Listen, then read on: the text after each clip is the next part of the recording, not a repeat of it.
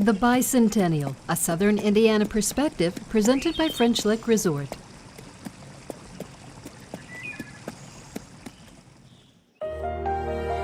Lee Wiley Sinclair was a successful businessman and state legislator who bought into the West Baden Springs Hotel in 1888. A man with a vision, Sinclair added things to the grounds like an opera house and a spectacular enclosed double-decker bicycle and horse track that was 2/3 of a mile long, so big that he put a baseball field and tennis courts inside. They really were the gay 90s at West Baden as the railroad brought in guests from across the Midwest. The hotel prospered. June 14th, 1901, disaster. A devastating fire swept through the grounds, leveling several buildings and dashing Sinclair's dreams. Spurred on by his daughter, Lee Sinclair decided to rebuild, but in a most spectacular fashion. He would build a hotel centered around the world's largest free-span dome, and do it in less than a year. Preposterous. Can't be done, they said. Sinclair found architect Harrison Albright, who said it could be done, and employing some of the same techniques used to build the big suspension bridges of the era, did it in less than a year. An amazing feat that resulted in an amazing structure that soon became known as the eighth wonder of the world. With the domed hotel as the centerpiece, Lee Sinclair's resort and its many amenities gained all manner of fame. The baseball field inside that bicycle track would host numerous major league teams for spring training in the early 1900s. The Chicago Cubs trained here when they won the World Series in '07 and '08. And like the French Lick Hotel, West Baden too had benefited greatly from all of the gambling in the valley. Lee Sinclair was already planning a major hotel renovation when he died in 1916.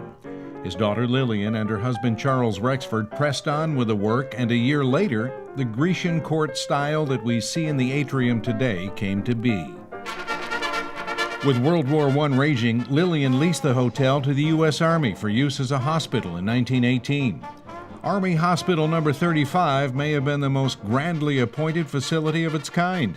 Christmas that year featured a performance by the Hagenbeck Wallace Circus inside the atrium, the ultimate big top.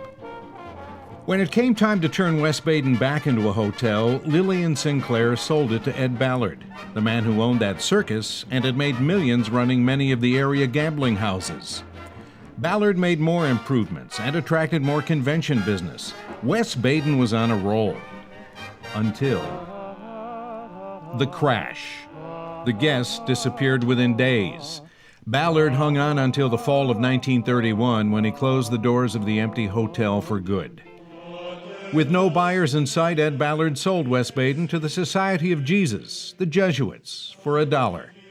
The hotel became a seminary for the training of Catholic priests within the order.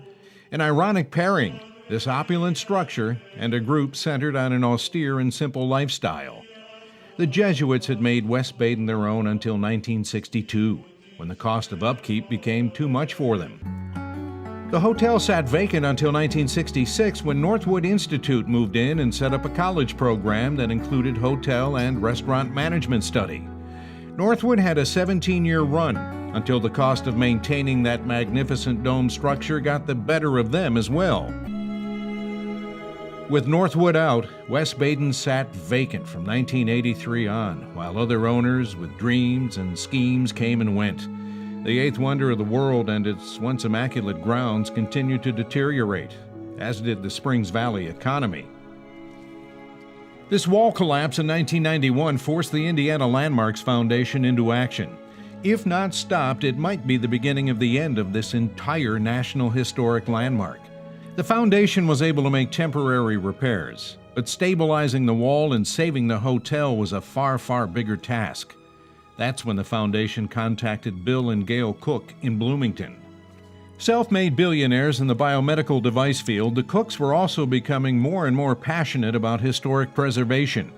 They stepped up initially with $2 million. The Historic Landmarks Foundation bought West Baden for $250,000 in 1996. The Cooks said they would help fix it up to the point that it could be sold.